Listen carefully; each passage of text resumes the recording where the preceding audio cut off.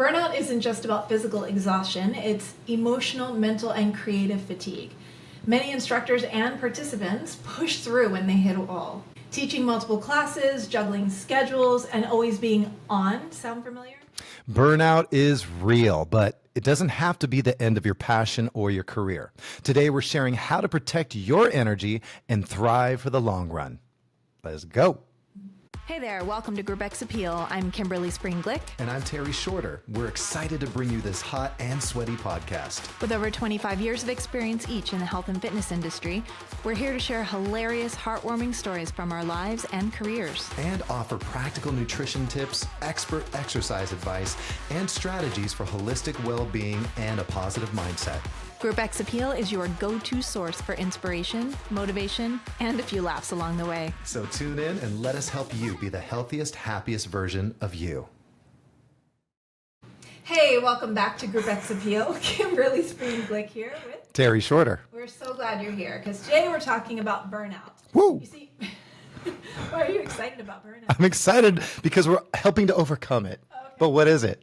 Boom, fist bump on that. Padow. Well, you see, burnout isn't just about physical exhaustion. It is emotional, mental, and creative fatigue. Many instructors and participants push through until they hit a wall. When in reality, sustainable practices can keep that fire alive for years. This episode is about spotting burnout early and building resilience for a fulfilling group exercise experience long term. Yeah, So we've got 5 tips for you, and I'm going to toss it over to you. How about tip number 1? sweet. Thanks for tossing it over here. Thanks for tossing it off over I here. just have to say, just for the record, I am wiping a tear right now. And it's not a sad tear. It's because we were laughing so hard before we hit record that I'm trying to pull myself together. Pull yourself together. Get it together, girl. Make us more smarter. I'm way more smart. So, the first tip to help avoid burnout, first of all, is spotting the warning signs early. So what would be some of those warning signs? Well, I shared with Kimberly before we hopped online here and push record. For me personally, I recently went through this burnout phase working on a project for our program called Rumble. Every 3 months, every quarter, we release brand new music, brand new moves, a brand new system or workout that we deliver to our instructors who take that program and they learn it and they turn around and teach their participants at clubs or fitness studios where they're at. And so we were working on the 25th release, and I was like not very motivated. I felt like there was a lot of low creativity going on. There was a lot Being really hard on himself for yes. Yep. There was even some resentment going on, not to you, but to the project. There was not necessarily irritability, but frustration for sure. And even some mental exhaustion and maybe a little bit of physical exhaustion, but mainly mental exhaustion. And so, all those things are happening, but I didn't really realize that I was experiencing burnout until I finally knocked the project out. So point being was I was not paying attention to those early warning signs until afterwards. I kind of asked myself in retrospect, what was going on? Why was I stalling on this program to get it out? And a part of it was, wanting to make it as perfect as possible. Perfectionist. To release to, our instructors which in turn would release it to their participants. I was already looking ahead to the next project and stressing out about that as well. And so that actually helped me move, I think, a lot smoother into the next project, was reflecting on that Bout 25, that 25th release of Rumble, to help me realize, okay, there's some burnout going on. And I made some changes, which we'll talk about, in the next 4 tips here. Yeah. So I think realizing those warning signs early, irritability, low creativity, frustration, exhaustion perhaps, resentment, all those things I was feeling. For me, because exhaustion is a big one. Yeah. And I feel that too. I feel fatigue, like physical, mental fatigue, where I just can't focus and such. But you would think in a state like that, you would sleep like a baby for right. extra hours. No. It actually impacts my sleep. If I'm feeling burnout coming on, I can't sleep through the night. Sure. And I think it's just that you're constantly in your head trying to push through whatever it is you're trying to push through. Yeah. And you just need to take a step back. Absolutely. Good for you. Absolutely. Taking the time to reflect. So often what we do is we just go on to the next thing. Right. Yep. So, Yeah, I did not want to experience that again. It was not fun. neither do I. It wasn't that bad for you, was it? I didn't have to put up with anything other than feeling bad that I couldn't help. I was just like, what can I do? I know this is hard. But I do remember you were being really hard on yourself and being a bit of a perfectionist. And I was a jerk. He was such a jerk. Only to yourself. That's the thing. So I felt bad, but I'm glad you realize now. Yeah. Because the first thing is Understanding is it's just admitting that you have a problem. We'll call the boys perfectionist Paul. Yeah, there we go. On the way back. Get out of here, Paul. So I know this played into it as well, but it's just important that you, as a second tip, prioritize recovery just as much as you do the workout. You know, so often we just focus on what are the things I need to do to accomplish what I need to accomplish, and we focus on it being the work because that's something that we can kind of hold up and get a gold star for in our own mind. But the fact of the matter is, you're not going to be able to do the work for the long haul if you don't prioritize recovery just as much, if not more, honestly, sometimes. Yeah. So things like good sleep, which we talked about being an important part of even recognizing the signs early. If you're not getting good sleep, like ding, ding, ding, that's a problem. You need to make that more of a priority. We should talk about that one day, just sleep and rest. But having rest days, not pushing yourself full tilt 7 days a week, every day for long periods of time. Your body has to have those rest days. And then nutrition. Often we think about nutrition as what we need to fuel us up to go do the thing. But what about nutrition as a way to allow our body to recover more effectively and more efficiently? Because you talked about a little shift in your nutrition too. Right? Yeah, for sure. So, yeah, leading up to that release, I just did not care about what I was eating. I love, during the summer, this is during the summertime, and I love lemonades. I love boba teas, and they are just packed, just pumped with all kinds of sugars. And, as you know, that's just like one of the number one killers out there is, your sugar intake. And so, everything from inflammation, I was putting on a little extra poofiness, I was feeling fluffy. And so, basically eliminated that and, just this part, the nutrition part, and focus a lot more on my protein intake as well, getting it back up to where it needed to be. And good. And so changed big time right away. Yeah. So, and it not only fueled you to continue, but it helped you kind of recover from being in a not so great place. So yeah, nutrition, look at it from both angles. It's really important. Things like foam rolling, stretching, foam rolling, if you have a massage therapy ball, and you can go with all different levels. Like if you don't want to put too much pressure, if the muscles and soft tissue aren't ready for that, the myofascia, then start with a tennis ball. Those are a little mushier. Mushier, I like how you squeeze it. Mushier, I like the visual. And then you can get the more traditional massage therapy balls, like the Trigger Point, or tons available on Amazon for reasonably inexpensive. And those are kind of medium pressure. And then, of course, you have the lacrosse balls. Those are kind of hard as rocks, but they will help you get a deeper release. Or you can just use rocks. Or you could just use rocks. They don't roll as well necessarily. Clunk, clunk, clunk, clunk. Just lay on rocks. But no, the kind of release that you can get from stretching, foam rolling with massage therapy balls. And then don't forget mindfulness. Don't forget taking those opportunities to not just rest, but to really come into the present moment. I start and end my days with a mindfulness practice. I call it my mindfulness sandwich, because even 5 minutes before you start the day, 5 minutes before you go to sleep, just getting yourself in a place of appreciation, fully present, just in the moment, and appreciating even the smallest of things, like the body you have, the bed you get to sleep in, just bringing that mindfulness in. So some will do breathing practices, maybe meditation, gratitude journaling, so many different things that kind of fall under that category. Mindfulness is a big thing, but just pick what works for you. If it's a few minutes of meditation, or if it's just breathing, or just listening to soothing music, but give yourself the gift of being able to settle into the present moment and feel better. Smart. Love it. Recovery, baby. It's not just a hat racking. So tip number 3 is setting your boundaries without guilt. Right? So Setting boundaries. So what does that mean? Well, a lot of, if you're an instructor, group exercise instructor, just a fitness professional, we have the tendency to want to serve. We have the tendency to want to say yes, at any opportunity to help out, right? There's nothing wrong with saying no to extra classes, to extra workouts if you're a participant, right? Listen to your body, listen to how your heart's feeling, listen to your mind, what your mind's telling you. If you need to give it a rest, and don't feel guilty about it. There's nothing wrong with saying no at all.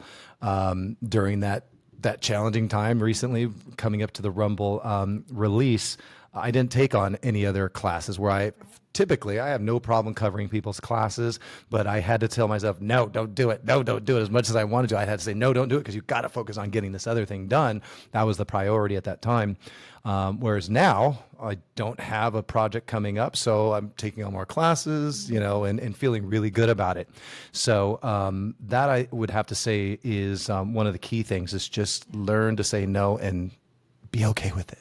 And I think embracing the ebbs and flows. Because there'll be times in your life where you can say yes to more. Absolutely. Things, times in life where you need to kind of pull back. And we were talking about before we started to record that every time you say yes to something, you're saying no to something else. Absolutely. And so you're saying no to things whether you realize it or not. And so this is about being just more intentional about saying yes and no to the right things based on what your priorities are. And based on what you said, the one other thing I just wanted to throw out there is for those who listen who are participants, do not let us instructors guilt you into taking extra classes either. Because I see this happen. I hear about this happening. Instructors making participants feel guilty if they don't show up for class, or if they've taken a class and they don't stick around to take theirs. Oh, no. And I found that it's created such a culture. The number of times I have a member, I just had a member took your class, she taught before me this morning. Yeah. And she's like, oh, I'm so sorry, I'm not going to be able to stay for your class. I'm just I'm done. That's it. And my response is what my response always is, and that is, that's okay, you're here. Absolutely. That's my same response. You You made it today. Yeah, exactly. Give yourself props. Exactly. And so don't ever, and you instructors listening. Oh, my goodness. Do not guilt those participants. Just don't shame them. Up. Who cares whose classes they take? They're there. They're doing something good for themselves. They're showing up. So, I don't know. I just got on a little bit of a soapbox. No, I love that. No, that happened literally. What was her name? Sasha. Yeah. Sasha had said that right after class. Yes. So I think that's a great point. Thanks for pointing that and sharing with the folks who take the classes and enjoy the classes. You too deserve to be guilt-free. Set your boundaries. Never feel guilty. Set those boundaries. It's all good. Where's there to root you on? Right. So the fourth tip we have for you is to make sure that you're refilling your cup outside of the classes, outside of the gym. I'm emptying my cup right now, ready to refill it again. And of course, my cup is full. That is way full. Hey, Your Starbucks cup is always full. Iced tea alone. That's like a big gulp.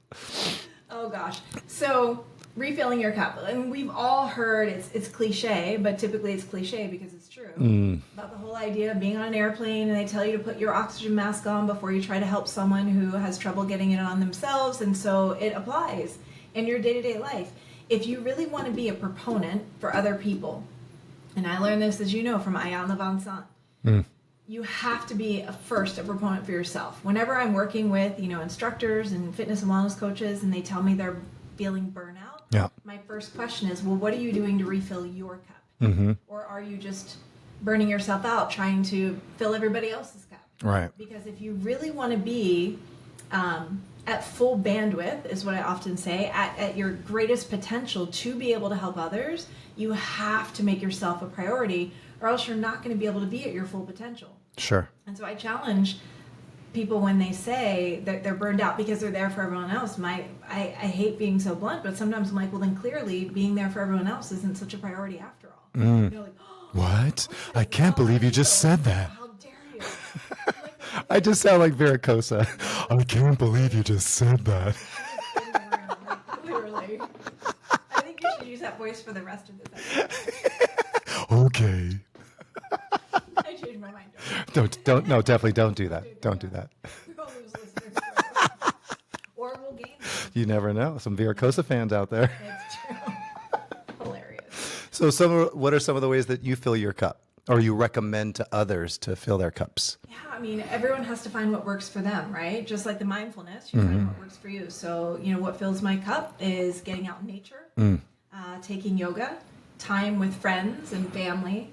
I love to escape at a good movie or a show, a comedy show, like the opportunity to kind of be witness to someone else in their flow. In their greatness, yeah. Is so cool. It is. The passion for what they're doing, like all of that fills my cup. So I have made my cup being full. So the quote from Ayana Vincent is, may my cup, I won't tell the whole story, but her quote is, may my cup runneth over so that I may give freely and be in service to others. But what's in the cup is mine, and don't you touch it. Don't you dare touch it. And that stuck with me hard. Because you have to be the guardian of your own time and energy. You have to protect what's in the cup so that you can continue to give freely and be in service to others and be the nurturer and the uplifter that, of course, we know you want to be. So, and avoid that burnout. Make sure you keep that cup full. Avoid burnout. Is that what we're talking about, with burnout? That's what we're talking about, the burnout. Yeah. The burnout. So, and you keep that cup full too, so you can dump it on the burnout. So that's what you do. Extinguish. I did. You hear what I just did? Extinguish the burnout by filling up the cup. All right. So tip number 5, I digress. So tip number... No, that's a dad joke. I'm a dad. It's okay. That stuff's okay these days.